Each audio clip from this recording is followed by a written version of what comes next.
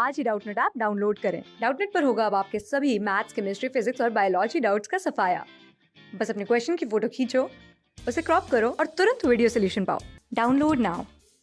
नमस्कार दोस्तों, दिया गया है प्रश्न में निम्नलिखित में से कौन सा समांतर श्रेणी नहीं है। हमारे पास दिया गया विकल्प में 1 का वर्ग, 2 का वर्ग, 3 का वर्ग, 4 का वर्ग से लेकर n पदों तक। उसी प्रकार √2, √8, √18, √32 से लेकर n पदों तक। उसी प्रकार दोस्तों तीसरा विकल्प दिया गया है ऋण 10, ऋण 6, ऋण 2 से लेकर n पदों तक। उसी प्रकार चौथा विकल्प दिया गया 0.3, 0.6, 0.9, 1.2 से लेकर n पदों तक।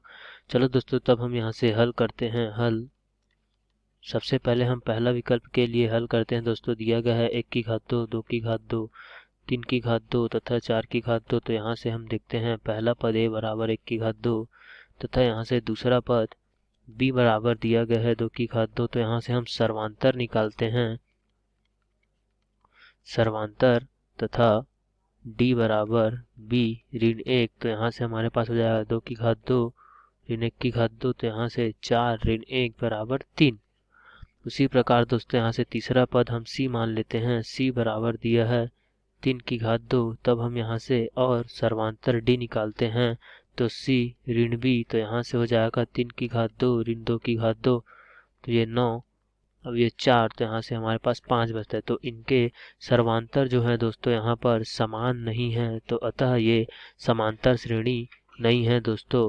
तब इनमें से कौन से समांतर श्रेणी नहीं है बोले थे दोस्तों, तो पहला समांतर श्रेणी नहीं है। उसी प्रकार हम दोस्तों हल करते हैं दूसरे के लिए। दूसरे में दिया गया है √2, √8, √18, √32। तो दोस्तों हम इसको इस तरीके से भी लिख सकते हैं। √2 यह हो जाएगा दोस्तों 4 दूनी 8, यह हो जाएगा 9 दूनी 18, ये 16 दूनी 32। तो यहाँ से हमारे पास प्राप्त होगा √2।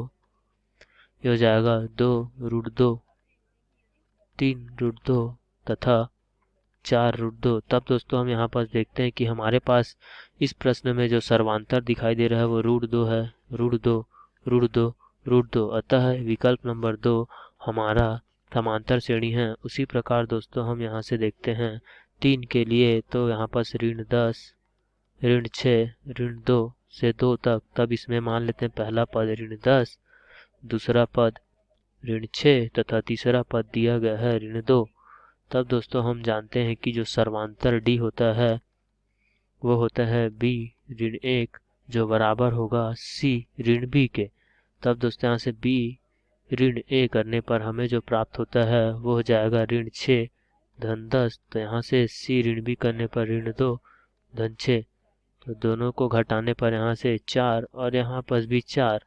तो ये दोस्तों दोनों का सर्वांतर बराबर है। तो ये हमारा समांतर श्रेणी है विकल्प नंबर 3। तब यहाँ से विकल्प नंबर 4 पर 0.3, 0.6, 0.9 और 0.12 से n पदों तक दिया है।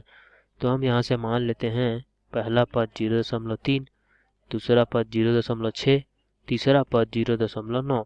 तब दोस्तों हम सर्वांतर जानते हैं d बराबर जो होता है b ऋण a होता है तथा c ऋण b होता है। तो यहाँ से 0.6 ऋण 0.3, उसी प्रकार यहाँ से 0.9 ऋण 0.6। तब यहाँ से हम देखते हैं दोस्तों यहाँ से हमें 0.3 प्राप्त होता है, यहाँ से भी 0.3। तो दोनों के समांतर बराबर है।